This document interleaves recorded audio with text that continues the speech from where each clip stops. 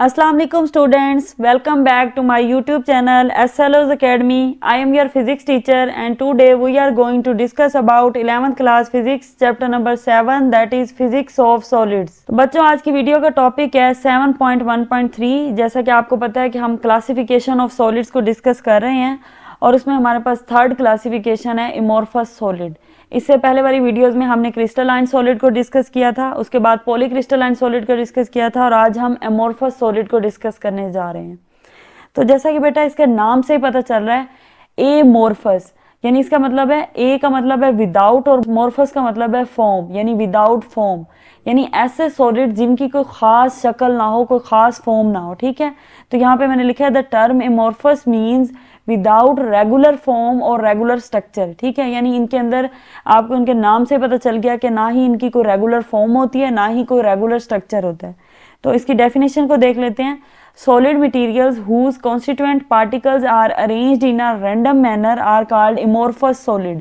यानी ऐसे solid material जिनमें जो एटम्स है ना वो रैंडमली अरेंज्ड हो। ठीक है, क्रिस्टलाइन में हमने कहा था ना कि लॉन्ग रेंज ऑर्डर होता है एटम्स का। ठीक है, फिर पॉलीक्रिस्टलाइन में हमने कहा था शॉर्ट रेंज ऑर्डर होता है। तो ये जो इमोर्फस सॉलिड है ना इनके अंदर बेटा ऑर्डर होता ही नहीं है, यानी एटम्स जो है ना बिल्कुल रैंडमली अरेंज्ड होते हैं। ठीक है, और इस रैंडम अरेंजमेंट की वजह से इनका नाम एमोर्फस सॉलिड है।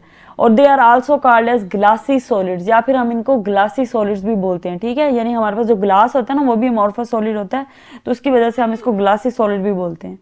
इसके बाद हमारे पास इसकी प्रॉपर्टीज आ जाती हैं। They have no definite geometrical structure यानी डिसऑर्डर अरेंजमेंट, इनके पास कोई डेफिनेट स्ट्रक्चर नहीं होता। जैसे हमें पता है कि इनमें रैंडम अरेंजमेंट होती है तो कोई खास स्ट्रक्चर भी नहीं होगा। ठीक है, और दूसरी प्रॉपर्टी है कि they behave like frozen liquid means fixed volume but no definite shape pattern. अच्छा, इनको ना सुपर कूल्ड लिक्विड भी बोलते हैं या फिर फ्रोजन लिक्विड भी बोलते हैं। तो अब आप लोग सोच सकते हैं कि हम इन्हें सुपर कूल्ड लिक्विड क्यों बोल रहे हैं, हालांकि ये तो सॉलिड है। जैसे मैंने आपको बता दिया कि ये अमोर्फस सॉलिड्स हैं। ठीक है, सॉलिड को हम पढ़ रहे हैं। इनको सुपर कूल्ड लिक्विड इसलिए बोलते हैं बेटा क्योंकि इनकी जो कुछ प्रॉपर्टीज है ना वो लिक्विड से मिलती हैं। ठीक है, और कुछ प्रॉपर्टीज जो है इनकी वो सॉलिड से मिलती हैं। तो आप यूं समझ लें कि इनकी जो प्रॉपर्टीज लिक्विड से मिलती है ना उनकी वजह से हम इनको लिक्विड बोलते हैं। और क्योंकि इनकी जो शेप और स्ट्रक्चर है ना वो वैसे दिखने में हार्ड होते हैं और सॉलिड की तरह होते हैं, तो इसलिए हम बोलते हैं सुपर कूल्ड लिक्विड। यानी लिक्विड को बहुत ज्यादा जब हम ठंडा कर लें तो वो जो शेप ले लेगा ना वो होगी हमारे पास अमोर्फस सॉलिड्स। लेकिन इनके अंदर कोई अरेंजमेंट नहीं होती है, डिसऑर्डर होते हैं, इसलिए फिर हम इनका नाम अमोर्फस भी रख देते हैं। अब इसके बाद इनकी अगली प्रॉपर्टी है दे हैव शॉर्ट रेंज ऑर्डर। अभी मैंने आपको कहा कि इनमें अरेंजमेंट होती नहीं है, इनमें ऑर्डर होता ही नहीं है। तो अब आप कहेंगे कि मैम कह रही थी इनमें ऑर्डर होता नहीं है, अरेंजमेंट होती नहीं है, तो अभी ये कह रही है शॉर्ट रेंज ऑर्डर होता है। ये जो शॉर्ट रेंज ऑर्डर होता है ना बेटा ये इतना कम होता है, इतने कम स्केल पे होता है ना, यानी नैनो लेवल का ऑर्डर होता है, नैनो स्केल पे जाके ऑर्डर होता है जिसको हम निग्लेक्ट कर देते हैं, उसको हम गिनते ही नहीं है। ठीक है, तो इसलिए हम कहते हैं कि they have short range order but that is too much short that we can neglect it. उसके बाद इसकी प्रॉपर्टी आ जाती है they do not have sharp melting point. तो इससे पहले वाली वीडियो में मैंने आपको बताया था कि शार्प मेल्टिंग पॉइंट का मतलब होता है डेफिनेट मेल्टिंग पॉइंट, यानी कि कोई एक खास पॉइंट जिसके ऊपर जो सॉलिड होता है ना उसके सारे के सारे मॉलिक्यूल जो है या सारे के सारे एटम्स जो है वो मेल्ट हो जाते हैं। ठीक है, सबकी बॉन्डिंग एक साथ एक ही टाइम पे इकट्ठी जो है वो ब्रेक डाउन होती है और पूरा का पूरा स्ट्रक्चर जो है वो मेल्ट हो जाता है। ठीक है, अब ये जो है ना इनके पास भी शार्प मेल्टिंग पॉइंट नहीं होता। अब शार्प मेल्टिंग पॉइंट ना होने का मतलब ये है कि इनके अंदर क्योंकि रैंडम अरेंजमेंट है, रैंडम बॉन्डिंग हो रही है, तो इनकी कोई ना कोई रेंज होगी टेम्परेचर की, यानी एक खास टेम्परेचर से हम इन्हें मेल्ट करना शुरू करते हैं और फिर करते रहते टेम्परेचर बढ़ाते रहते फिर जाके ये मेल्ट होते हैं, यानी एक साथ एकदम नहीं मेल्ट हो जाते। ठीक है, सडनली मेल्ट नहीं होते। So they do not have sharp melting point, so they soften gradually when heated. पहले ये आहिस्ता आहिस्ता सोफन होते हैं यानी कि आहिस्ता आहिस्ता ये पिघलते हैं, मोल्टन फॉर्म में चेंज होते हैं। व्हेन दे हीटेड, जब हम इनको हीट करते हैं। They can withstand higher temperatures without affecting their efficiency. और ये बहुत ज्यादा हाई टेम्परेचर भी ना विदस्टैंड कर जाते हैं, यानी कि बहुत ज्यादा हाई टेम्परेचर को बेयर कर सकते हैं विदाउट इफेक्टिंग देयर एफिशिएंसी, यानी इनकी एफिशिएंसी पे भी कोई इफेक्ट नहीं होता और ये बहुत ज्यादा टेम्परेचर को बर्दाश्त कर लेते हैं। इससे हमें ये भी पता चल रहा है कि इनके हाई मेल्टिंग पॉइंट होते हैं, यानी क्योंकि ये हाई टेम्परेचर को बेयर कर सकते हैं तो इसका मतलब है हमें इनको मेल्ट करने के लिए बहुत ज्यादा हाई टेम्परेचर देना पड़ता है, वेरी हाई टेम्परेचर पे जाके ये मेल्ट होते हैं। ठीक है, इसके बाद इनकी एक और प्रॉपर्टी है कि इफ दे आर मेल्टेड, अगर एक दफा ये मेल्ट हो जाए देन कूल्ड स्लोली, तो फिर ये ठंडे जो आहिस्ता आहिस्ता जाके होते हैं, यानी जाहिर सी बात है ना, हम इनको हीट देंगे तो ये मेल्ट होंगे, जब ये मेल्ट होंगे तो मोल्टन फॉर्म में इनके पास हाई टेम्परेचर होगा, ठीक है। अब फिर ये जब ठंडे होते हैं ना तो ये एकदम से नहीं ठंडे होते हैं, आहिस्ता आहिस्ता से ठंडे होते हैं, और they can be converted into crystalline solids, और इनको क्रिस्टलाइन सॉलिड्स में कन्वर्ट किया जा सकता है, ठीक है।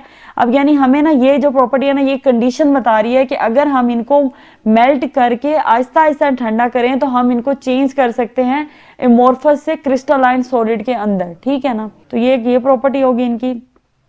अब बेटा आगे हमारे पास इसकी एग्जांपल्स आ जाती हैं। तो एग्जांपल्स में जैसे मैंने सबसे पहले आपको बताया था कि इनको हम ग्लासी सॉलिड भी बोलते हैं, तो ग्लास सबसे पहली एग्जांपल है हमारे पास।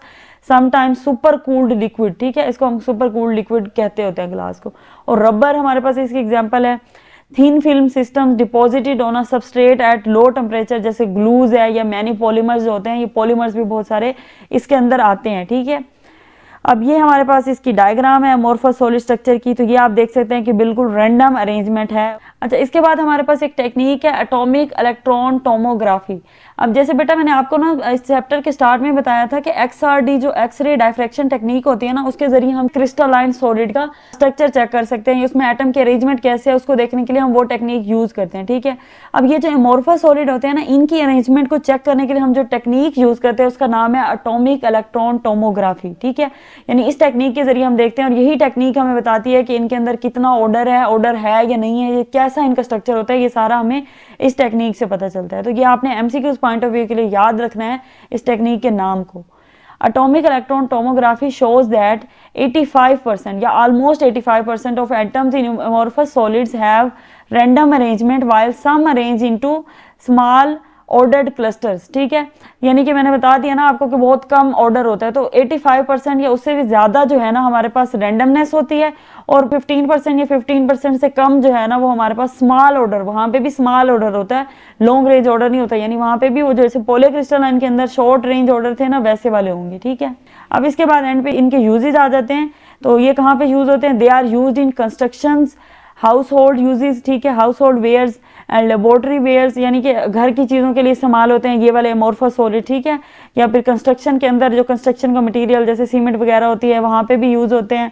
फिर लेबोरेटरी वेयर्स में भी यूज़ होते हैं, मैन्युफैक्चरिंग ऑफ टायर्स के लिए भी यूज़ होते हैं, प्रोडक्शन ऑफ शूज़ के लिए भी, यानी ये इनके ना प्रैक्टिकल यूजेज हैं, यानी इंडस्ट्री के अंदर इनके जो यूजेज हैं। जैसे मैंने आपको बताया था ना कि स्टार्टिंग में कि सॉलिड की प्रॉपर्टीज़ पर डिपेंड करता है कि हम उनको कहाँ पर यूज़ करेंगे। तो अमोर्फस की जो प्रॉपर्टीज़ हैं वो इस किस्म की हैं कि हम उनको कंस्ट्रक्शन में भी यूज़ कर सकते हैं, हाउस होल्ड की घर की घरेलू चीज़ें बनाने के लिए भी इस्तेमाल कर सकते हैं, लेबोरेटरी की चीज़ें बनाने के लिए भी इस्तेमाल कर सकते हैं, टायर्स बनाने के लिए भी, शूज़ बनाने के लिए भी इस्तेमाल कर सकते हैं। Amorphous silica converted sunlight into electricity, that is why it is used in solar panels। अब amorphous silica होता है हमारे पास जिसको हम कहाँ यूज कर रहे होते हैं? सोलर पैनल्स के अंदर। और क्यों यूज करते हैं? क्योंकि ये सनलाइट को इलेक्ट्रिसिटी में कन्वर्ट करता है, ठीक है। तो बेसिकली ये हमें इलेक्ट्रिसिटी प्रोड्यूस करके देता है, तो वहां पर भी हमारे पास amorphous सॉलिड का यूज है। बावजूद इसके कि इनमें रैंडमनेस होती है, ये अच्छे नहीं होते, इनमें ऑर्डर नहीं होता, लेकिन फिर भी इनकी इतनी ज्यादा प्रैक्टिकल एप्लीकेशंस हैं। तो आई होप कि आपको टॉपिक समझ आ गया होगा, लेकिन फिर भी कोई कंफ्यूजन हो तो आप कमेंट सेक्शन में पूछ सकते हैं। Thank you so much.